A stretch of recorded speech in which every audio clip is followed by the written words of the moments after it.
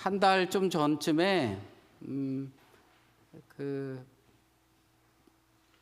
찬양 예배 준비하면서 설교 말씀을 알면 그 설교 말씀을 주제로 해서 찬양을 준비하겠다 해서 설교가 한 달 반쯤 전에 준비된 설교 내용이에요.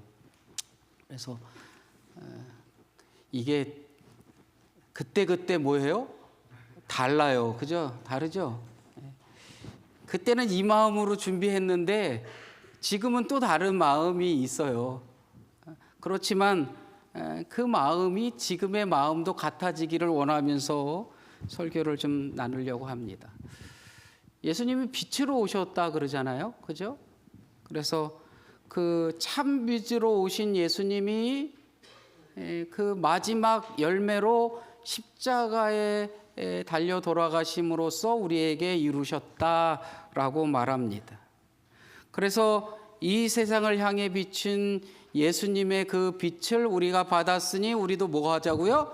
빛의 존재로 살아갑시다. 이렇게 얘기합니다. 빛의 자녀로 부름받은 우리는, 빛의 자녀라고 말하는 우리는 복음을 듣고 믿고 깨닫고 복음으로 살아야 합니다. 그럼 복음이 뭐겠어요? 복음이 뭘까? 복음으로 살아야 한다는데 그 복음이 도대체 뭡니까? 복음보다 중요한 게 없다고 말해요. 근데 그 복음이 뭡니까? 예수님이 우리에게 보이셨던 것, 예수님이 우리에게 우리를 위하여 사셨던 것, 그게 복음이라고 우린 말합니다. 예수님이 하셨던 것. 예수님 뭐 했어요? 뭐 했어? 뭐 먹기도 하시고 주무시기도 하시고 또 뭐 또 하셨어요? 오늘 말씀해 보니까 고치시기도 하시고 전도하기도 하시고 이런 거 하셨다는 거예요. 예수님이 하셨던 것 누가 해야 한다고요? 내가 해야 돼요. 근데 예수님이 뭐 했다고요? 기도도 하시고. 이렇게 하면 딴 교회에서는 이렇게 한대요. 아멘. 뭐요? 기도도 하시고 전도도 하시고 그리고 마지막에 뭐까지 주셨다고요? 자신의 생명까지 주셨다. 이게 복음이래요. 이게 높아지려고 하는 자를 낮추고 낮은 자를 높이시는 하나님의 뜻을 실천하는 거, 말씀을 전하기 위해 전도하시고 아픈 자를 위하여 그들을 위해서 기도할 때 그들이 치유함을 입고 나음을 입는 것.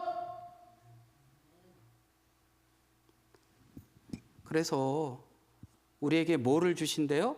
성령을 주신다 그러잖아요. 그 성령을 뭐라고 얘기하냐면 옆에서 어떻게 주시는 분? 도와주는 분이라는 거예요.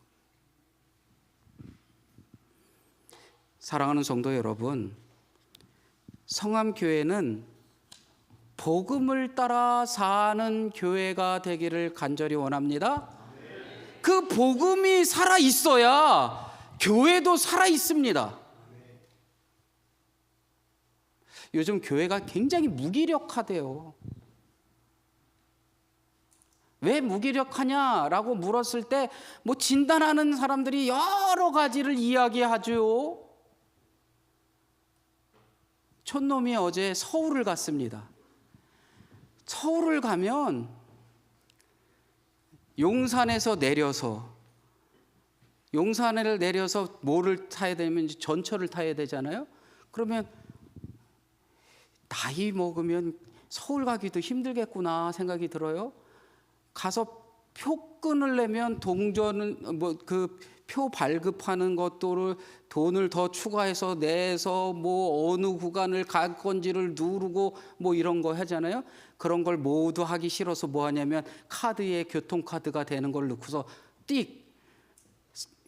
그런데 ITX에서 내려서 전철 바깥으로 안 나가면 그거를 또 어디에다 누르냐면 전철 그 안에서 내리는 거 타는 거 이렇게 있으면 타는 거 누르고 가서 타고 내릴 때 내리고, 그래가지고 사대문 안에 큰 종교교회를 어제 갔었어요. 결혼식이 있어가지고. 근데 다들 뭐 여러 사람들이 모였는데 그러는 거예요. 아이고 오는데 길이 얼마나 막히든지. 왜 막히냐면 어제도 그거 모이셔서 그거 하시더라고요. 그 태극기를 높이 드시고 이렇게 하시는 그거 해요. 그래가지고 뭐 여기저기 길이 막혀서 사람이 많으니까. 그런데 그 얘기를 하려고 하는 게 아니라 이제 오려고 시청역으로 뭐 거기를 잘 아는 그 본부에 계셨던 목사님이 뒤쪽으로 조용한 길로 인도한다고 그래서 걸어 가지고 왔더니 시청 앞인데 시청 지하 그 전철을 타려고 내려가는데 저는 어디 근무하시는 분인 줄 알았어요. 3명인가 4명이 이러고 서 계시더라고요. 그래서 뭐 중요하신 분인가 보다 그랬더니 여기에 이렇게 되어 있다고요. 사랑제일교회. 사랑제일교회 교인들이신데요. 이렇게 딱 완전 무슨 헌병대처럼 딱 서 계시더라고요. 움찔움찔할 정도로. 그런데 그렇게 뭔가 듬직해 보이는데도 불구하고 교회가 무기력하대요. 듬직한 것 같은데 왜 교회는 무기력하다 그럴까? 세상 속에 영향력 없다는 얘기잖아요. 무기력하다는 게. 춘천의 어느 교회는 1년에 결산이 1억씩 늘어나는 교회가 있답니다. 미어 터진대요. 그런데 교회는 뭐예요? 무기력하대요.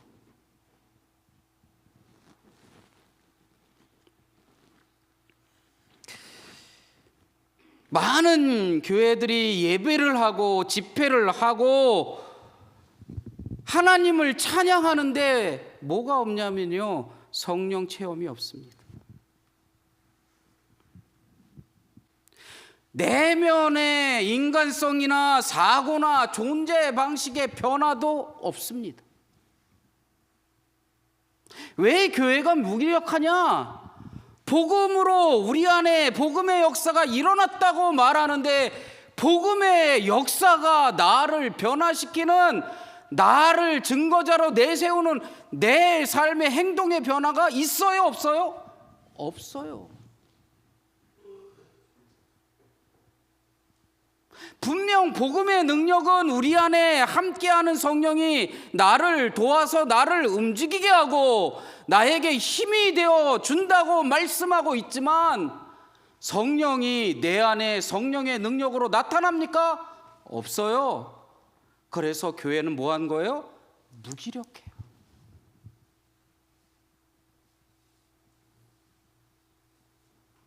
한번 곰곰이 생각해 보십시오. 성암교회가 무기력하다라는 건 누가 무기력한 거예요? 내가 무기력한 거고, 내가 성령의 사람으로 서지 않는 거고, 내가 그 복음의 능력을 어떻게 하는 거예요? 하지 못하고 있다는 거예요.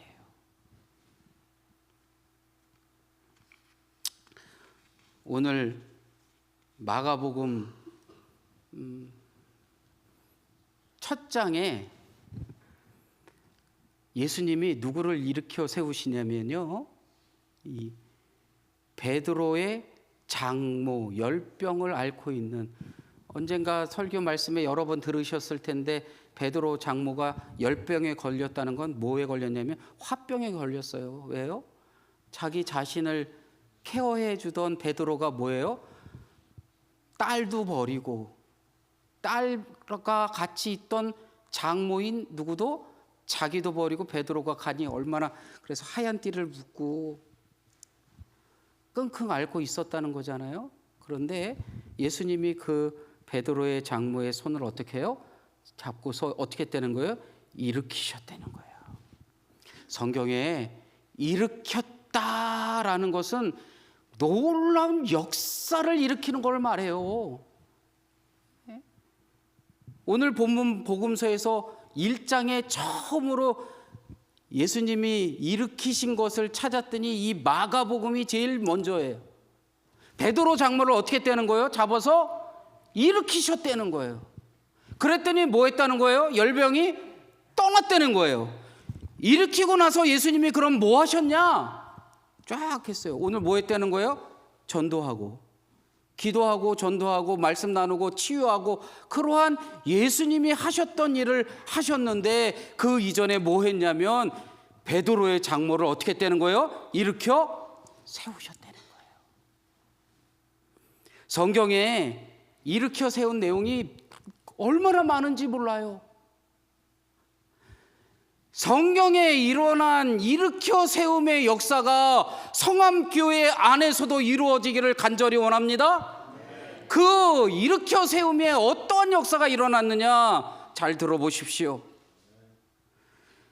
과부의 독자가 있었어요. 죽었어요. 그때에 예수님께서 청년아 일어나라 그랬더니 그 청년이 어떻게 되는 거예요? 살아났다는 거예요. 회당장 야이로의 딸이 죽어 있을 때에 달리다굼 일어나라 라고 말했을 때 그 야이로의 딸이 일어났다는 거예요. 아이야 일어나라 그랬을 때 일어났다. 베드로 장모의 손을 잡고 일으키셨다. 놀라운 은혜의 역사가 일어날 줄로 믿습니다. 에베소서 5장 14절에 이렇게 말씀합니다. 잠자는 자여 깨어 죽은 자들 가운데서 일어나라. 잠자는 자여 깨어서 죽은 자들 가운데서 일어나라. 그리스도께서 너희에게 비치느니라.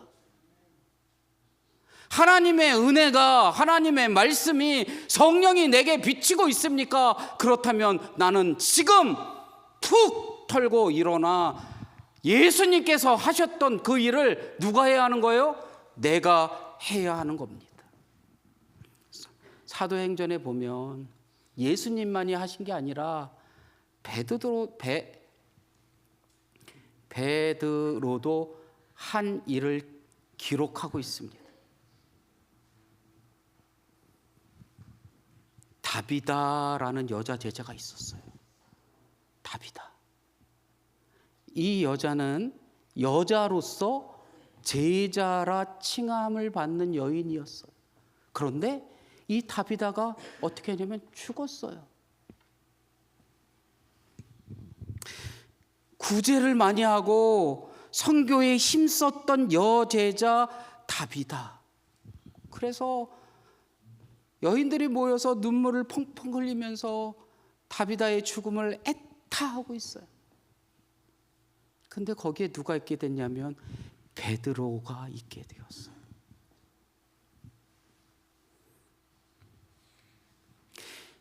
이방 지역 요바에 있던 이 여자가 죽어서 깨끗이 씻기고 다락방에다가 그를 눕혔어요. 거기에 베드로가 있게 됐을 때 베드로가 해야 할 일은 뭐예요? 이제 뭐 하면 되는 거예요? 잘 장례 치러 그러면 돼요. 왜요? 죽어서 깨끗이 닦아서 다락방에 뉘었다는 거예요. 그런데 베드로는요 어떻게 하냐면 그 안에 있던 사람들을 다 나가게 해요. 베드로하고 시체인 다비다 여인만 남아 있어요. 유대인들에게 죽은 시체는 뭐한 거냐면 부정한 거예요. 그래서 접촉이 되면 뭐 하냐면 정결례를 치러야 해요. 강도 만난 자의 이웃이 누구냐 그랬을 때 누구도 가고 누구도 가고 누구도 가고 그랬잖아요. 왜 그러냐면 저 사람이 강도로 만났는데 죽었는지 살았는지 몰라요. 근데 가서 딱 만졌는데 죽었어. 그러면 뭐 해야 되는 거냐면 예배를 드릴 수 있어요? 없어요? 예배 못 드려요. 그래서 뭐 해야 되냐면 가서 정결례를 치러서 네가 다시 정결해졌다라는 것 선언을 듣기까지는 아무것도 할 수 없어요. 내가 부정하니 나에게 접하는 사람도 부정할 수 있으니까 어떻게 해야 되는 거예요? 격리돼야 하는 거예요. 그런데요, 베드로는 그 시체 앞에 다 물러나게 한 다음에 자기와 다비다 여제자의 시체만 있는 거예요. 그러고서 베드로가 뭐라고 하는지 아세요?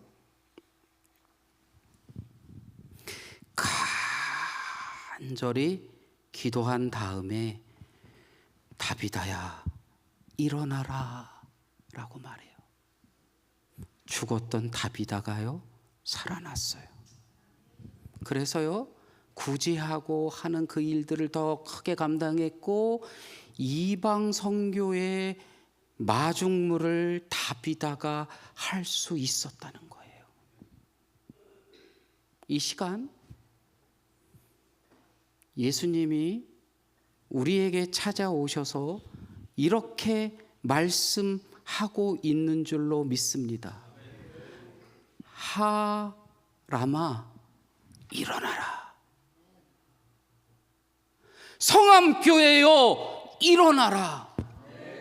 이 놀라운 선언이 우리의 귀에 들려지기를 원합니다. 그래야지만 죽었던 다비다도 살아나고 죽었던 아이도 살아나고 열병에 누워서 끙끙 앓고 있던 베드로의 장모도 살아났습니다. 우리 교회가, 우리의 믿음의 성도들이 그 음성을 듣고 이 시간에 일어설 수 있기를 간절히 원합니다. 그 놀라운 축복 속에 복음의 진리를 바로 깨닫고 그 믿음 안에서 믿고 실천하는 그러한 성암교회를 통해서 살아있는 누구누구 성도를 통해서 세상이 살아날 수 있는 믿음의 성도들이 될 수 있기를 간절히 원합니다. 성암교회가 일어나야 세상이 삽니다. 성암교회 성도가 일어나야 세상이 살 수 있습니다. 성암교회여 일어나라. 아멘.